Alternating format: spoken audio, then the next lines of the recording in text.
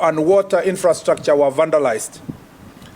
Also of great concern to us, and as though it's pointed to the motive of the protests, is that the organizers targeted the homes and businesses of elected leaders who support government, including the homes and the business of the National Assembly Majority Leader Kimani Ichung'wah, Molo MP Kimani Kuria, Mathira Member of Parliament Eric Wamumbi, Kieni Member of Parliament whose home and supermarket was also targeted, Joroge Wainaina, MP of Mbere, whose business premises and home was also targeted, Engineer Bernard Muriuki, and Laikipia East MP Mwangi Kiunjuri, among others, including a number of MCAs. This was not just violence. It was an orchestrated campaign of terror, an assault on our people, our constitution, our institutions, our values, and the very soul of this republic. What was billed as a peaceful protest was in truth a calculated disguise, a coordinated descent into chaos masked as civic expression. Beneath the banner of democratic rights, we witnessed a well-orchestrated campaign of political violence. What happened was not spontaneous. It was not random. It was deliberate, it was coordinated, it was funded, and it was premeditated and politically instigated. The mobilized protesters, especially along Kiambu and Thika Road, were chanting it's time to take out power and occupy State House. The massive looting had a clear motive to cause fear and target properties of politicians and civilians allied to government and innocent civilians who were just going about their business. The orchestrators of the violence went back to the safety of their homes. Some did not even reach town. They were just in their homes in the leafy suburbs of Nairobi and watched the goons and criminals terrorize innocent civilians. Is this a scenario which a section of church and foreign diplomats wanted and controlled? Is this the precursor to the recently promised Christmas party? There was, however, in this all chaos, a notable exception to the orchestrated chaos. There was a peaceful protesting in Mombasa County. The protesters followed a defined route and followed a specified timeline and were accompanied by law enforcement officers. This is what was envisaged in Article 37 of our Constitution. The Inspector General of Police, through the Directorate of Criminal Investigations, is carrying out investigations to apprehend and bring to justice the organizers and financiers and this well-orchestrated campaign of violence. And I want Kenyans to rest assured that the government will pursue justice relentlessly on behalf of all the affected citizens.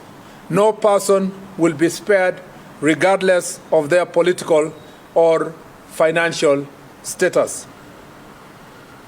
I know it's been promised before that every time such violence is meted on citizens in the name of protesting, promises have been made before that criminals will be charged. I want to say, for avoidance of doubt, that the Inspector General of Police will follow the Constitution to the letter, and all these criminals will be arrested and investigated. I must say that sitting here in the command center yesterday, I managed to see some of those videos and cameras that have picked some of these criminals. And I have no doubt that we have enough evidence to make sure that these looters, including the financiers, including the vehicles that were bringing money in the name of protest, giving money to protesters in different corners of Nairobi, especially in Mwindibungu Street, I believe that those criminals will be arrested, they will be charged. Those who stole guns from Dagoretti police station and those who torched police stations and people's houses, people's businesses, looted them, we are going to have to do a very massive mop up so that we can be able to arrest them. But it is important to note that the wheels of justice don't only depend on the police. It's also important for us to appreciate that the judiciary have a very important responsibility to protect the citizens of this republic. More often than not, every time this situation happens, either these protesters are given very favorable bail terms, or sometimes they are even released on free bond. It is up to the judiciary to decide if they want a country of law and order or they want anarchy akin to what we saw yesterday.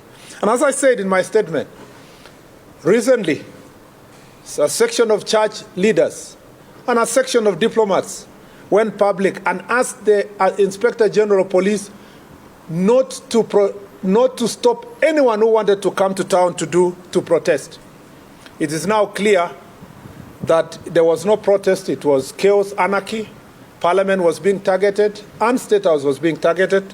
Those who planned this chaos had a very premeditated plan. They shared that plan, including online, and the plan was to take the symbols of authority and democracy, our symbols of democracy in the Republic, which is Parliament and State House, to make sure that they show that they have achieved some sort of a regime change. So this is nothing to do with protests. This is nothing to do with freedom of expression. It was an unconstitutional attempt to change the regime of this republic. And this is therefore, yesterday what the police did to foil was they were able to foil an attempted coup. Our security agencies exercised remarkable restraint amid extreme provocation. I want to say this to the brave officers injured while protecting Kenyans' property, key installations, including Parliament, Judiciary, and State House, against the rioters and no doubt hired thugs. We feel your pain and sacrifice that embody the truest expression of patriotism. It is now urgent for us as a nation. I just wanted to say before I read my last paragraph that I know that no church member, and I repeat, there will be no bishop, neither Catholic nor Anglican or any other church leader who will come public to defend the police. I know that for sure. Nobody will speak about how the police were attacked, injured, and suffered immense pain as a result of the various. Nobody will do so. I also know that no diplomat will come to public to defend our police because it is not in their interest for Kenya to be a safe nation and to be a prospering country with full democracy. All those people would prefer anarchy, chaos, at the expense of peace. And since there is no one who is going to defend our police officers, I want to speak authoritatively here. I thank you, our police officer, for a job well done against the extreme provocation. And some police stations were attacked by thugs. And their mission was just to get the guns and police uniform. And I can see some of these boys on TikTok. They are wearing police uniform, calling themselves sergeants, and that they have taken over power. Make no mistake, we will come for you, and we will come hard. It doesn't matter the noisemakers, doesn't matter those who are calling us names. I will defend the police officers, or all the police officers who did a very good job yesterday. You have my full support, 100%. Even if you need a lawyer or you need anything, you have my back, and you have the back of this ministry, and I have your back actually, and I have your back, and the ministry has your back, and the government has your back. If you are a police officer and you are being threatened with some character saying that you committed any excesses, there is no police officer who committed any excess yesterday. Police officers foiled a coup, and they deserve our defense. They don't carry guns as toys. When you threaten a police officer, you want to kill them, when you target an armory in a police station, when you steal guns, when you ban guns, when you ban a police station, you want us to celebrate you and bring you a birthday cake. We must be serious as a country. And as long as I have this responsibility, a policy responsibility of speaking on behalf of our police officers, we must defend them, because it is now clear the coup plotters are not sleeping. And while they were going around campaigning against policemen for the last 3 weeks, their campaign was not a genuine campaign for the reform of police officers. They wanted to sufficiently scare us and scare the police officers so that they can have a free passage to commit the crimes that we saw yesterday. If it was not for the police officers, we would not be having this country today. We would not be sitting here to make statements. And therefore, our police officers have my full support, and I will defend them against all the orchestrated attacks that want to paint police officers as if they are lesser human beings and not daughters and sons of this republic. Therefore, it is urgent as a nation to put in place a legal framework that operationalizes Article 37 of the Constitution to ensure that demonstrations are carried out in an orderly manner. This entails providing sufficient information on the planners, purpose, day, time, and demonstrations routes, among other details, to enable the police to provide adequate security and to ensure that the demonstrations are not happening in areas that will inconvenience other Kenyans who do not want to take part, including traders and other business people. We urge all citizens to reject and denounce violence. We must deny criminals the chance to exploit legitimate grievances. We welcome dialogue with all stakeholders, including the youth, grassroots voices, traders and business leaders, civil society, and other religious groups to address systemic issues that affect Kenya. Kenya's strength lies in our unity. To those who seek chaos, our resolve to protect our motherland is unbreakable. To peaceful citizens, the government stands with you. I thank you. Thank you very much. I will take perhaps 3 questions. And you introduce yourself, your name, and the station. Let me move 1, 2, and the third. 1, 2, 3. Proceed. Thank you very much, Sir. My name is Emmanuel from SIGNET. Just 2 questions. One, you mentioned that this was politically instigated. You have names that you're working with. You have the names that you think are the sponsors. Number 2, for the families that were affected, those who lost millions of shillings, are you going to compensate them? Is the government going to do something to have them come back again? Okay. Yes, my name is Daniel Musara from Condemnation. We've seen the families that lost their loved ones, cried to the government at City Mortuary. What are you going to do about it? Because they're saying that they don't trust the government anymore for justice.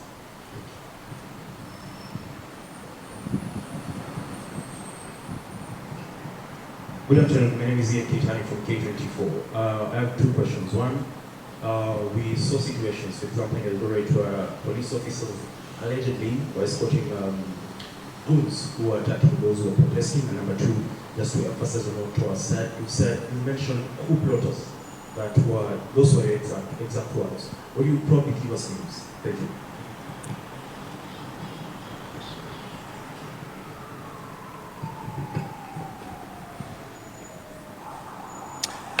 Yes, we are working with names, and I am sure you also know their names. We know that it is not my responsibility as a cabinet secretary to investigate any individual specifically. But of course, from the reports we get, you can see clearly who are the coup plotters. You can also see it from the pattern of the areas where the protests were violent and intense.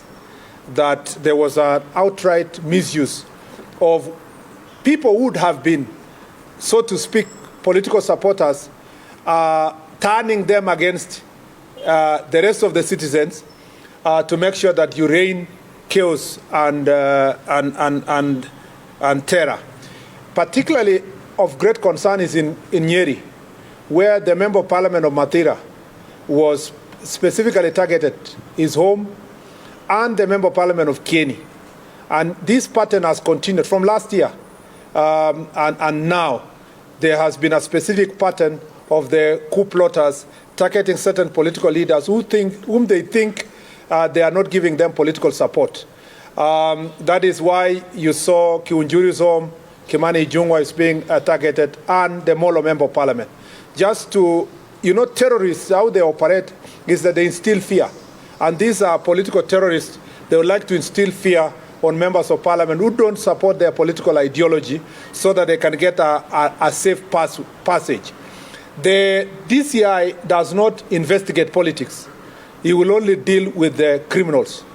And those criminals who will be caught, they invaded a police station, the shops, they provide financial support to chaos.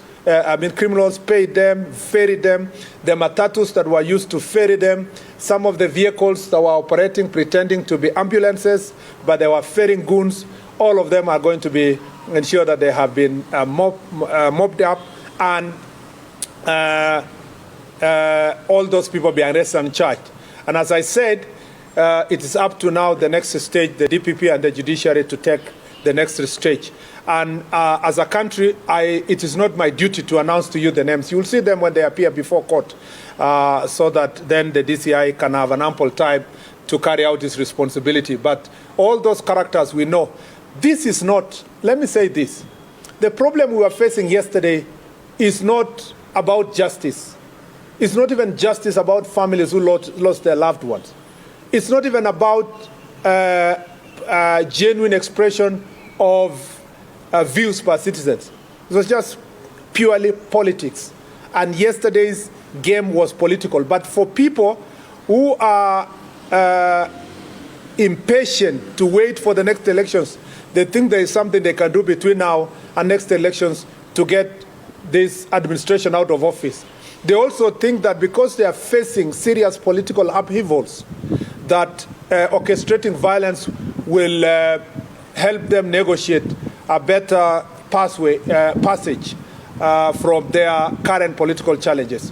So we know them, and Kenyans know them. And I have no doubt they will start running around the country with their propaganda, the usual. We are being targeted, our cousins are being targeted.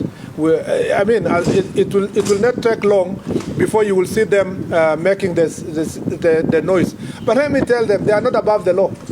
They are not above the law. And I have said this before. We will make sure that this country is protected. And we cannot be intimidated. And I just want to repeat that. And then,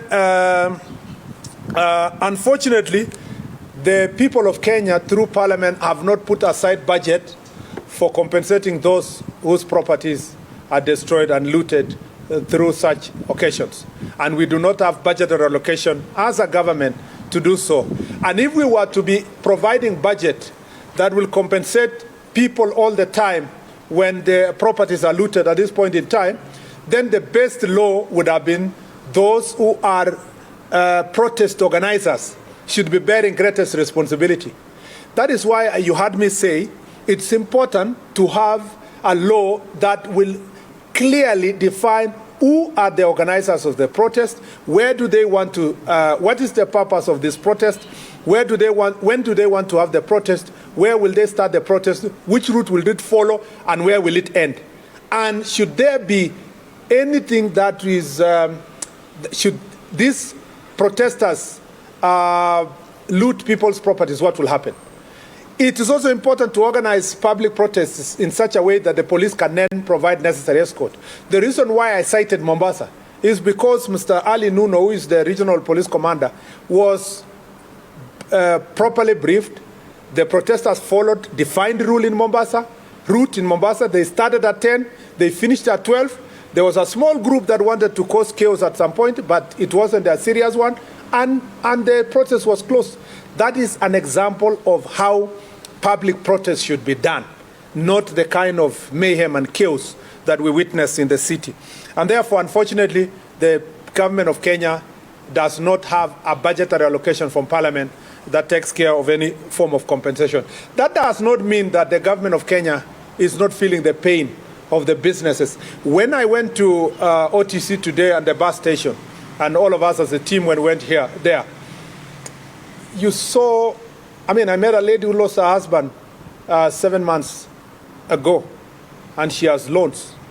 And she has, this business she's running was worth about, the capital required is about 200,000. Now, as a government, you will say, yes, we have no budget to do so.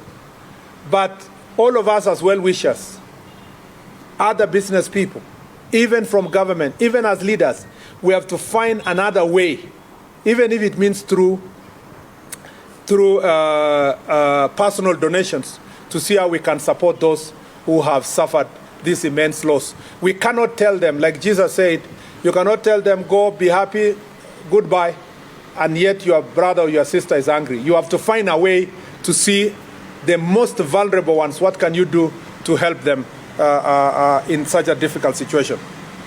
I have also been asked by Daniel that there are people who do not trust the justice system. Unfortunately, this is our country. And that's why when we tell all the protesters that let's make protests peaceful, let's protect our nation, there is no other country. The same people who will say today, we don't trust our justice system, are the same people whom when we say we want to regulate protests, they will say, no, you cannot regulate our right. It's important that protests are regulated. And also important for us to trust our institutions. The DCI and the police here have done a fantastic job to unearth so many cases in the country. We have the capacity and the human resource to make sure that we investigate and arrest people. And that's why I'm saying we will arrest. We have arrested already some who were arrested yesterday. Some will be arrested today. Some will be arrested over the weekend. But we want to make sure that all those people who are prosecuted, there is enough evidence, and we want to request the judiciary to work with us and work with the police, National Police Service, to ensure that all those characters are brought to justice. On the question of some people being escorted by the police who are goons, we will be happy to receive also reports from citizens to record statements so that if there will be such incidences where there was infraction on any part of government officer, of course it will be investigated in the right manner. But by and large, yesterday was a great success in terms of the police work, even though the destruction that went all the way to almost midnight. All these goons who were brought all the way from Muranga, some of them were brought from Nyeri, some were brought from Kirinyaga, most of these goons were left in town. Some were left in Thika Road. And so as they were going back home, they caused immense havoc last night in Thika town, looting people's businesses, mugging people, robbing people in Thika town, and some on their way to Kajiado also caused a lot of havoc on their way. So, and the police were really overwhelmed because now they were doing some of this work in darkness, especially some who, on the onset of this darkness, they came back to the roads to try to rob motorists and other citizens. It has not been easy when such number of goons and criminals and thieves and thugs and robbers are concentrated in one area, collected by these politicians. It's not easy for the police officers to be able to maintain law and order. I think that we have given you sufficient, unless any last question, preferably from a lady. Yeah, there's a lady on the left there.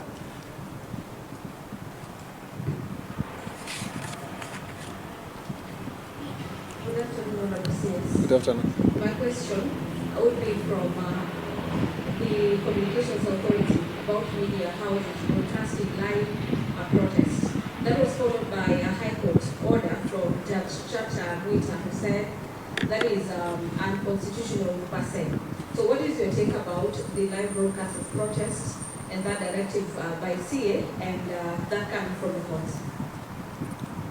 Last one. Let me give the gentleman. He was really struggling to catch my eye.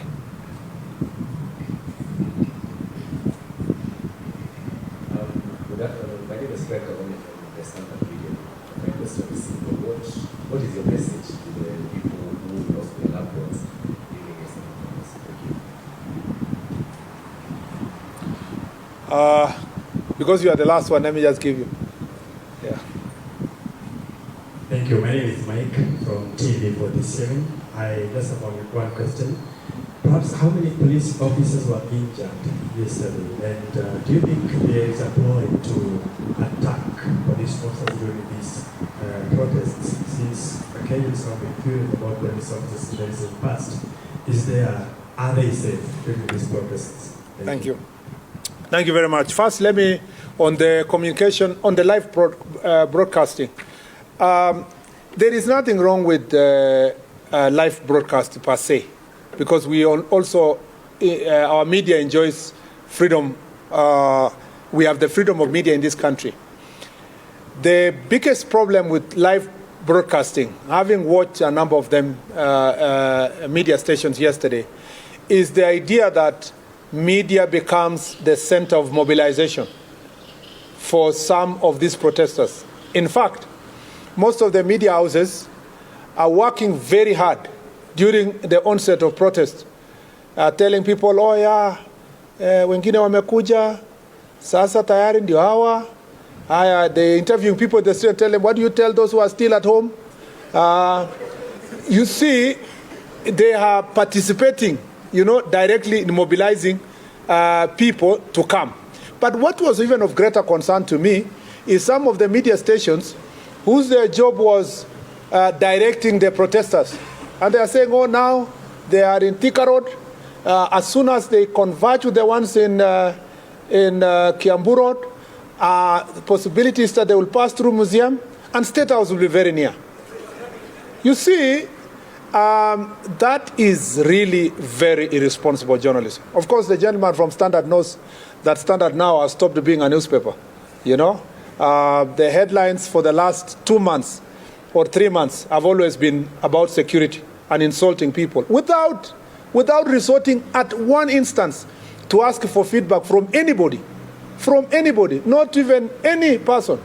Now they have these interesting headlines that pass judgment on the Inspector General of Police, the Minister, the President. Of course, the President lives on their headline.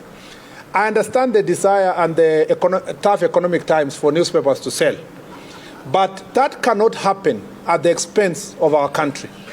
And this is really of great concern to me, that the media houses were expected to have self-regulation.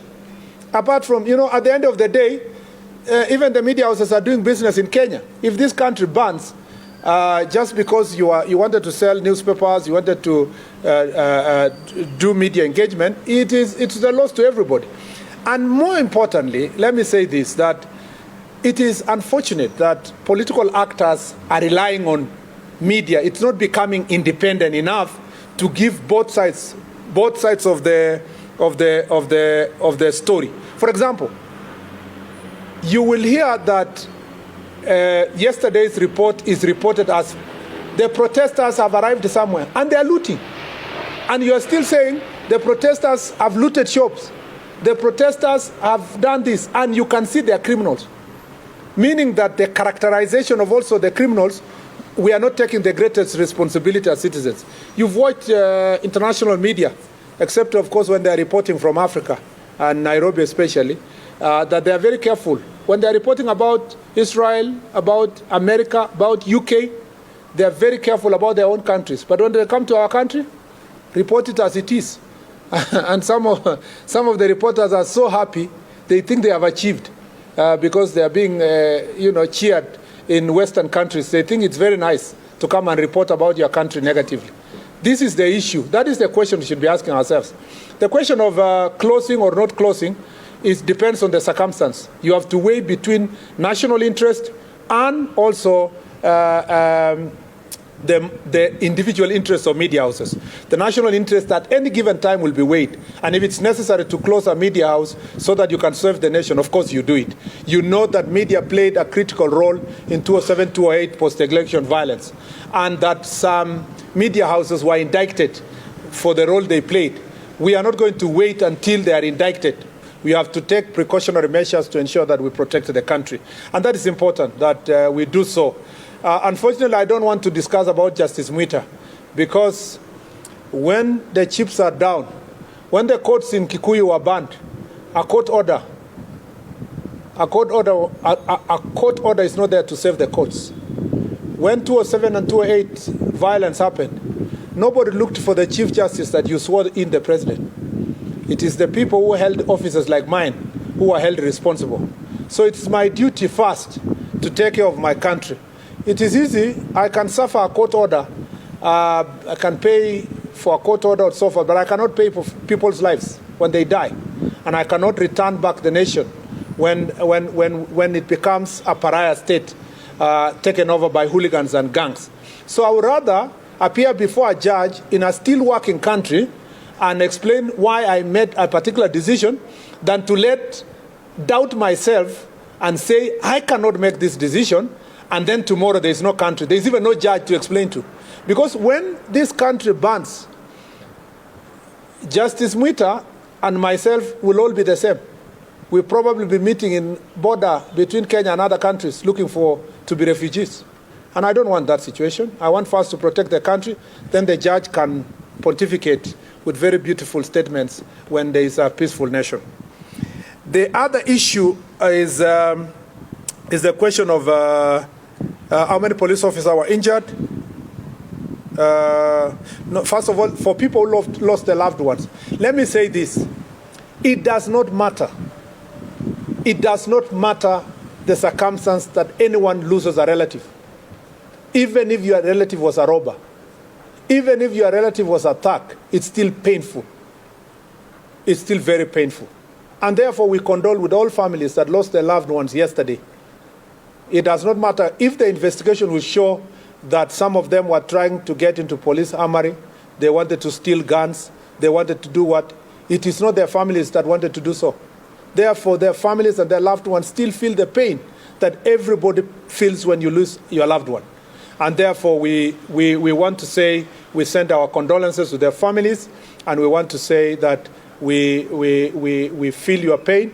It's painful to lose a loved one, and we'll do everything, especially in cases where persons were innocent, to ensure that necessary investigations are done and justice is served in every situation.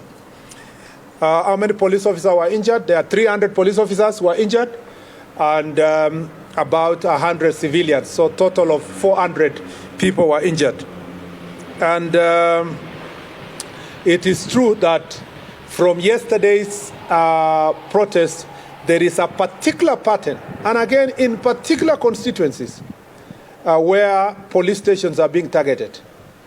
And I suspect the banning of police stations was supposed to help the coup plotters make a statement that there is no country and that there is no authority. So that is why you see they want the guns and they want police uniform. And they want to show that the uniform is degraded so that there is no authority in the country.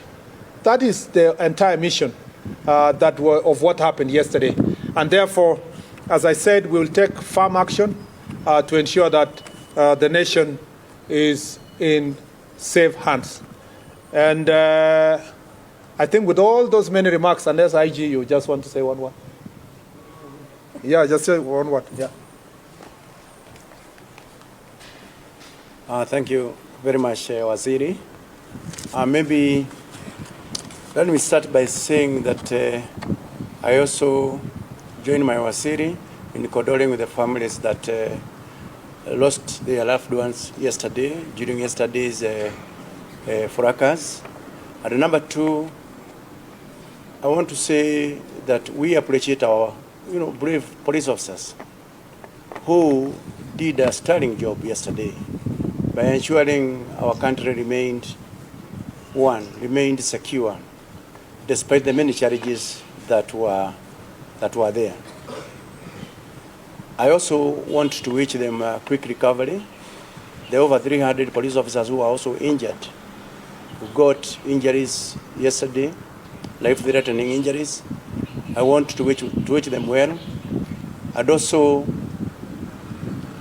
state very, very clearly that we stand with them. We support them. And we appreciate the work that the men and women in uniform do. And finally, to the criminals who are involved in causing mayhem to our country, we are coming for you. And you must have your day in the court so that you can be able to answer to your criminal activities. Thank you very much. Thank you. Asanteni sana.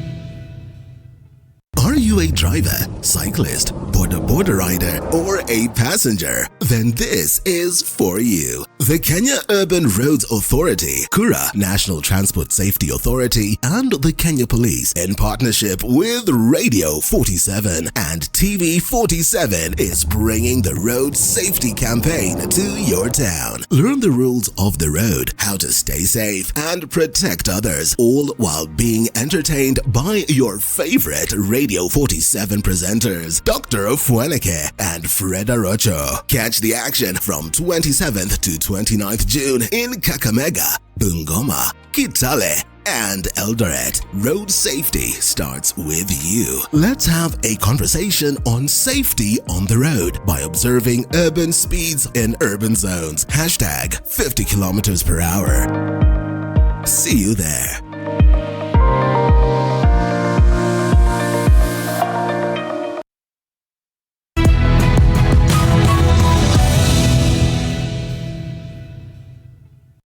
The Gen Z are having this maandamano because they're bearing in mind people are going out there, universities, taking PhDs, sacrificing their whole 6 years to